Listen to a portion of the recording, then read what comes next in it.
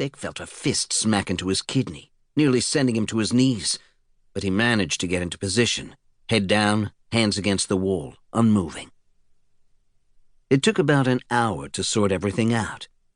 9 men were sent to keep-lock cells, including Beck, where they were locked down for 2 days while the prison staff investigated what happened.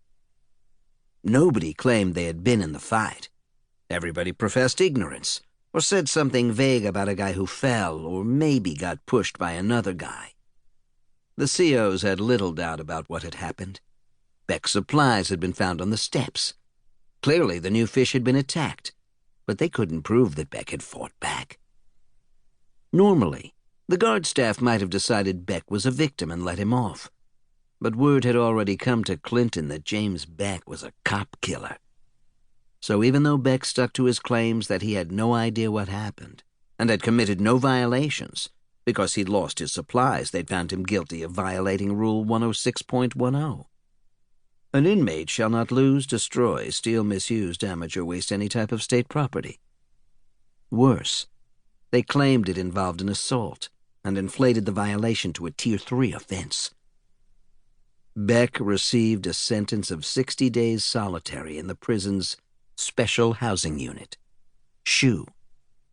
They shackled his hands and ankles to a chain around his waist and shoved him into an isolation cell about the size of a parking space.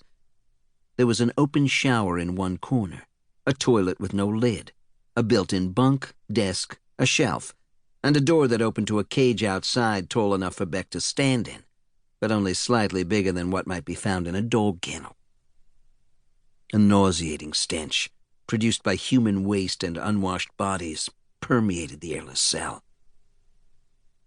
With a Tier 3 violation, Beck was allowed 2 showers a week instead of the usual 3, 2 books or magazines instead of the usual 5, no television, no headphones for a radio, no personal possessions other than a small bar of soap and a roll of toilet paper. He received a change of clothes every 10 days, 1 thin blanket that had never been laundered, 1 polyester sheet for his inch-thick foam mattress, no pillow, and no shampoo or comb. It took 5 days for him to receive a toothbrush, toothpaste, shaving cream, and disposable razor that had to be returned after 1 use.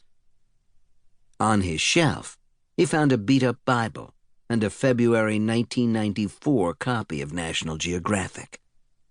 All meals were served through a slot in the heavy metal door.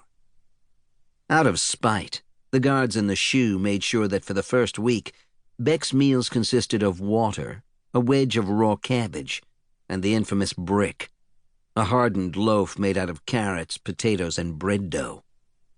No human could possibly digest 3 daily servings of the brick. Beck managed to eat 1 brick per day by soaking pieces of it in water. He became so horribly constipated he had to stop eating on the 5th day. By the time they began serving him the usual prison food, he'd lost 6 pounds. He continued to lose weight during the rest of his time in SHU, eating food often delivered cold, sometimes with coffee grounds tossed on it, and 3 times consisting of nothing but an empty styrofoam container. From the moment he stepped into the small cell, Beck was determined to survive the box. He immediately set out to clean his cell, which reeked of dried feces, urine, and general grime. Luckily, he had nearly a full roll of toilet paper. He folded a length of it into a tight block and used it to clean his sink, the rim of his toilet, and the floor around it before the wad of tissue fell apart. He washed his hands, trying to conserve the half-used bar of soap, and spent the next hour doing calisthenics. Next, he tried meditating, first sitting, then walking methodically.